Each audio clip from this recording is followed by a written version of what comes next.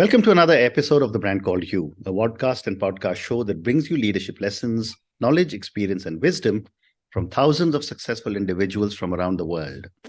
I'm your host, Ashutosh Garg, and today I'm delighted and privileged to welcome a very, very accomplished professional, a banker, and more importantly, one of my MBA school batchmates who I always used to look up to and learn from, Mr. Rohit Bhargava from Toronto, Canada. Rohit, welcome to the show. Thank you, Ashutosh. Thank you. Rohit is the founder and president of BomTech, and he is a career HSBC manager. He was a former top manager of HSBC. And as I mentioned, he and I are from the same class from business school. So Rohit, let's start by asking you a little bit about your own journey. I know all the things, but for my viewers and listeners, tell me about your journey. It's been a long, long journey. It's over 30 years, 35 years or 37 years to be exact. It's been very, very interesting. Starting from the time when I was in Treasury in 80s, it's like ancient times. You had to go get there was no foreign exchange dealing happening here in India except through telexes. Telexes, old rotary telexes that used to be 0, 0, and then the number. And then it's engaged. So again, you go back to this and your boss is screaming, what is happening? Because rates were moving all the time internationally. In India, you knew what was happening. So it was a very, very good way to start. But it was also gave me a chance to really be at the starting of the foreign exchange markets. We started off very low when the Reuters came in. So that is when we also came in. And it was a great journey to, in fact, imagine our first quotation. At that time, there used to be a fixed price indicated by Reserve Bank of India as to what buy sterling at, because we were linked at sterling at that time, and what rate you can sell. So, and that is what used to be the basis for our rates. Amazing. And then we went on to the era when we had these ATMs all over, and the third step would be the online banking, if you like. Online banking, it gave rise to digital banking. That's the three journeys that we have. Amazing. And given the kind of experience you have, you should seriously consider writing a book on what have been the stages of banking. But let me now come to BomTech. And I know this is your own venture. Tell me a little bit about this venture and what are you doing here? BomTech, let me give you an interesting story as to what made me start this, actually. So when I got posted to Malaysia in my various posting, there we took away the passbook because I was head of retail, and we decided that why were the branches crowded, and realized the reason for that were these passbooks, because people would come in with a passbook and want to update it. Because one of the things that Chinese like is to see that it has been deposited. They don't trust the banks anyway, so they just want to see it as soon as they deposit. So there's a lot of. So I just said, let's ban them, or we'll charge the passbooks. If you want to keep a passbook, we'll charge you. And so therefore, and it worked. Got the crowds out and all that, but I felt very guilty as to why am I telling the customers what they want? Should you not be doing what always the customers want? So I said, at the same time, this is in the early 2000s, if you like, people with the mobile phones were coming in. And we were starting the first alerts, if you like, that so much money has been deposited and all that. I said, what if I can marry the two? The alerts with the phones that they have, and well, I think I have a story. I mean, certainly it'll work. And sure enough, that was the basis for this BomTech. It's basically takes in the inputs coming in from the banks and then puts it in a nice, this is the BomTech, Bomb Passbook, which shows over there is pretty good. And it shows as soon as they come in, they get saved in a special folder, which is the passbook. And what you just showed me, this is a special device or is it your phone? It's a special device. Okay. It's a special device purpose-made for Bomb Passbook. That's what I use this. And this is what gives the customers what is the latest balances they owe, if you like, or what money they have. Now, imagine this. Now, it looks like who needs this? Correct.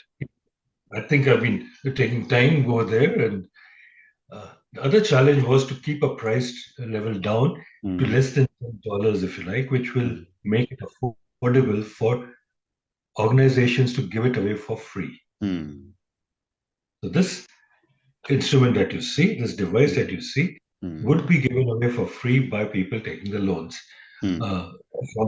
from institutions.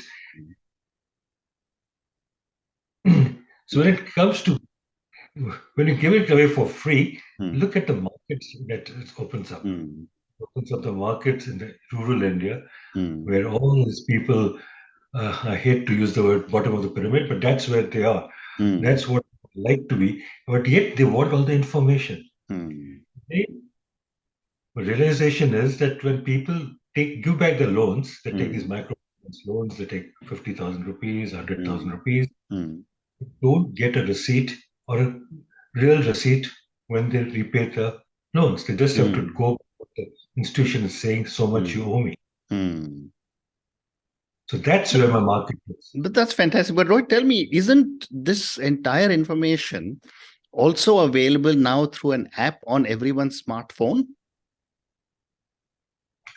Is it available? Yes, it is. It is based on a banking app which is there. Okay. Only that banking app will get. Without a banking app, you cannot get it because they have their own kind of a thing there. But in my case, it's based on the alerts which the banks anyway send. That so much money has been made or paid or something like that, and that is captured by this. That's and when you say that, there will be the possibility to have financial inclusion using the BomTech device, help me understand how will this work? The idea is once this information is available or the means to give the information is there, I would imagine the people in the finance industry would capture, because that is a real neglected segment which is there. They would come in to develop products which will cater to this. If you take, for instance, even a small thing which you are taking it and putting it there, all that will be captured on this and be given there. So that is what it will be. So even these bonds and things like it, you can expand the market so much that you can include. Very interesting. So I'm now going to ask you to now look at banking on a much larger perspective. And for my viewers and listeners, given the fact that you're one of the senior most foreign bankers in our country, if I can use the word foreign banker, that's not necessarily the right term, but I want to get your perspective, Rohit, how has banking changed and evolved over the last 3 or 4 decades? And you did tell me 3 stages of your own career. It was fascinating to go through, because in my case, I really worked in all the departments, first starting with Treasury. And I had a set up Treasury, if you like, the dealing, as you like. And then into corporate banking, where you lent loans to all the big customers of HSBC and things like it. From there, we went to general management, which is running an area. That was like running a mini bank. You had securities, you had retail, you had housing, you had corporate banking, everything coming under one. So that was also very, very interesting. During this time, what I noticed was people were hesitant in what they were, or not hesitant, they relied so much on the banks that they would do it. But it was only later on when you realize that when they have, the power seem to have shifted from those with needing to borrow money to those wanting to lend money to. So that is how it came about. When it came out, the shift was very subtle, but it came about. And suddenly you found the bankers running after customers. And suddenly, and also because of this, the whole proposition changed. Right now, even now, there are some people who are wanting to borrow and they're not such a good risk. Those you, then certainly you have to run. But for those who are good risk, you don't have to really worry about who it is. You can go to bonds, you can do various things that you have options available to you. Very interesting. And over the period of time, do you see a decline in the brick-and-mortar branches of banks? Well, definitely. In fact, you can see it by the number of people which are there. Those who are there in the branches now are mainly the runners, if you like, who have to deposit or something like it. Otherwise, hardly anyone goes to the banks. It is a very, very good, this mobile banking or which is there has been very, very good. And that is also the basis for my BomTech. Correct. If you like. Correct. I was just leading to that, saying the digital revolution is going to power BomTech very significantly, isn't it? Absolutely. In fact, right now, this is a stage where I've just got to get the prototypes are being made. These are unfortunately made in China because that's where the price tag can be as low as less than $10. Correct. Similar thing in India cost me $30. That's the difference. But if we can get it down to $10, I'd love to have it made here. So digital revolution is certainly when people get to information as soon as they have changed the system and they get an immediate alert on which we can act on it. Same thing, you can make payments as well on this one passbook. Interesting. So, I was speaking to someone else and they were saying that while the digital revolution has been fantastic, one of the problems that people are facing in rural India is that they still have to take a bus to the branch to withdraw the money that has gone into their account through through the direct benefit transfer. I'm assuming with BomTech, this is almost like a branch in their own hand. This is absolutely a terminal. It's a teller terminal in their hands.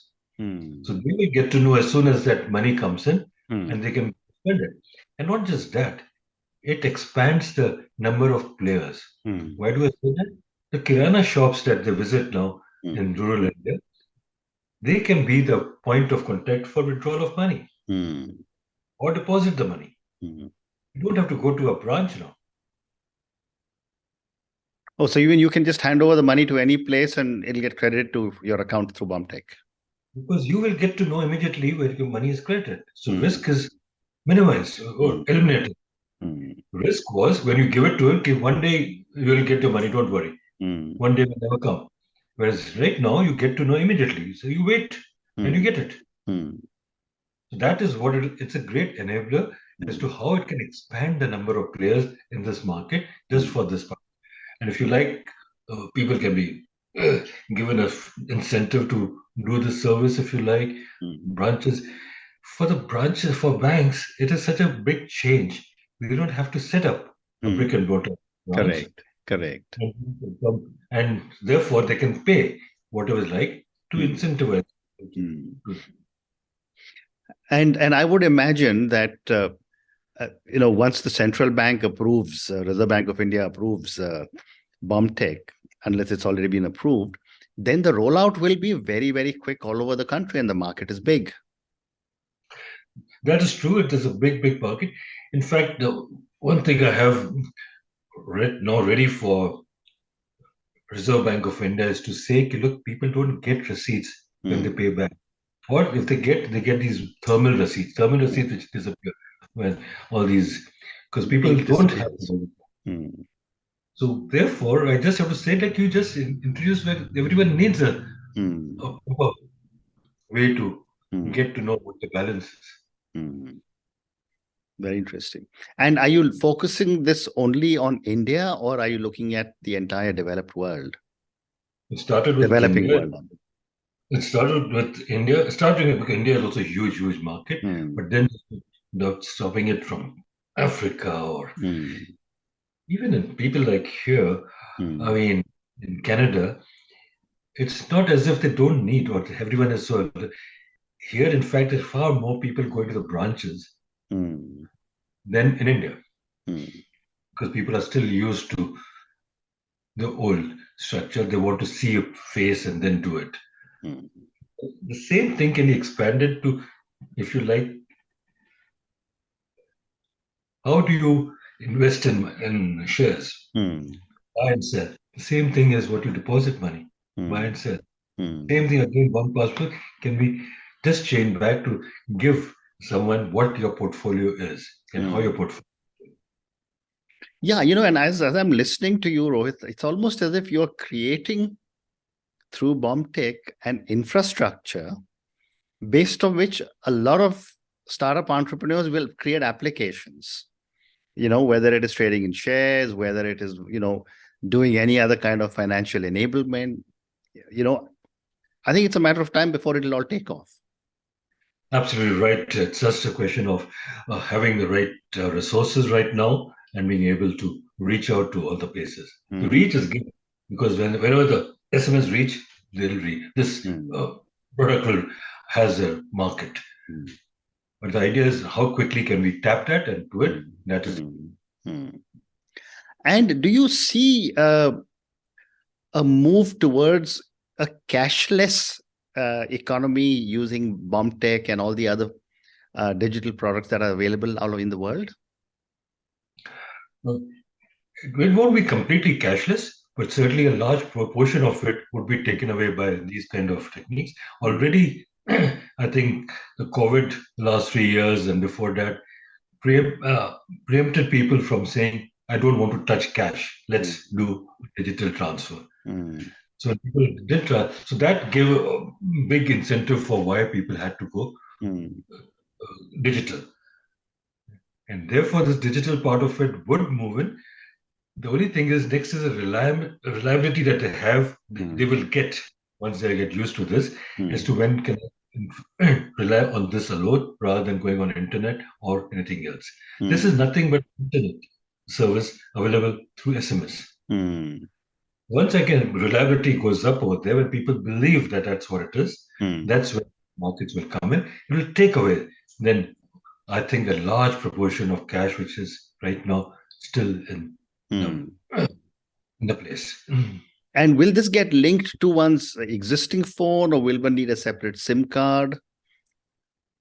This works the same thing without a SIM card. That's the beauty of it. Okay. It does not have SIM card. The only thing it works is you need a phone, obviously. It can be any phone. And this works with light BLE.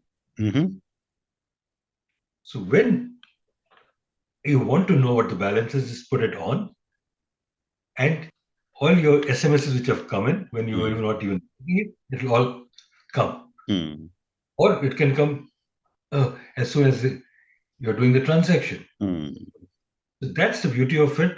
This was also one of the things which came in as to will people pay for a secondary phone? Who will pay for the kind of a thing? But here you don't have to pay. This is one-time expense which is there. That is why I said $10, insisting on this $10. $10 now becomes $8, I think, but let's keep it at $10. That's what it, and that's a one-time expense for all these. And for financial institution, that is very important. It's a one-time expense rather than an ongoing expense. And what kind of backend infrastructure will you have to create for this? Because you'll have to have your own hardware, which will link back to the bank accounts and to your to BomTech device. That's the other good thing is I don't need. Okay. Because just imagine, this is the SMSs coming. Imagine SMSs already are there. The set up by the banks is already there. Where and how the SMSs are.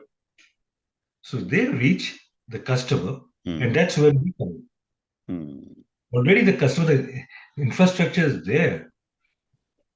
I don't need any other infrastructure, or more importantly, taking the bank's permission, if you like, as to can I use your data? The idea is data is free once you let it go. Then I'm free to use it. That's exactly what I'm doing. Very interesting. Only the customer who has access to that data should be using it. That's what you need to ensure that. Amazing. And one of the other areas where I know that a lot of people spend a lot of money, if my cook wants to send something back to his village, he goes to somebody and then pays some currency, pays some money to be able to transfer the money, etc. In this case, he would have a device and his family would have a device, and the transfer would be instantaneous, isn't it? Absolutely. And so long as the other party also has a phone at the other end, that's all that's required. And right now, everyone has phones, if you like. Yeah. You just have to attach. And if you want to give him this kind of a structured bomb passbook, give him this box, and that's it. Both ends they can monitor when it's sent and when it is given. And I have time for two more questions, but my next question is, when do you expect a rollout to start happening in India? I would imagine next 3 months. Right now, it's stuck on some problems at the customs to get by. Once I get these base things going, then about 3 months' time, we should be able to see the first rollout as to what it is. Already, I do have a customer lined up to be able to take this on. It's a question of when I can deliver this kind of thing with them. I think it should be very, very quickly. Because you probably need very, very large manufacturing capabilities to bring them back into this country and start distribution of these devices. Amazing. But once the business is there, I don't think there'll be a problem getting people to invest into it. Absolutely. That is true. That is true. I mean, there's no shortage of money for people when it's a good idea and there's a market available. Absolutely. So Rohit, my last question to you, and this is for the thousands of people who will listen to our conversation. I wanted to ask you, based on your own amazing journey as a banker and now as an entrepreneur, given the fact that our audience is young, what would you say are 3 lessons from your own life that you want our viewers and listeners to take away? The first, I would say it's not for me to tell them what to do, but my feeling is what has worked for me is there is no substitute for one hard day's work. Honest hard day's work, that is what it is. There's no job small enough, and you can make a mark. You can always make a mark irrespective of what the scope of the job is. Correct. And third thing that you have to remember is it's the most determined which win the race, not necessarily the most gifted. Very interested. Very interesting. And on that note, Rohit, and your 3 amazing lessons, there's no replacement for a hard day's work. No job is small. Anyone can work and make a mark. And the third one is that only the most determined people finally win the race. It's not necessary that you have to be exceptionally bright. Thank you, Rohit, for talking to me about your own journey. Thank you for talking to me at such length about BomTech. I think it's an incredible idea, which I'm sure we will start to see in India rolling out, as you say, in 3 months' time. I'm sure I will be looking out to get 1 unit for myself and remember this conversation about how you introduced BomTech to so many people through the brand called You. Also, I think with BomTech being launched here, we will probably see you more often in India. And who knows, one of these days we may actually get a round of golf as well. But thank you for speaking to me and good luck to you. Thank you. Happy to be here. Thank you. Thank you for listening to the Brand Called You videocast and podcast, a platform that brings you knowledge, experience, and wisdom of hundreds of successful individuals from around the world. Do visit our website www.tbcy.in to watch and listen to the stories of many more individuals. You can also follow us on YouTube, Facebook, Instagram, and Twitter. Just search for the brand called You.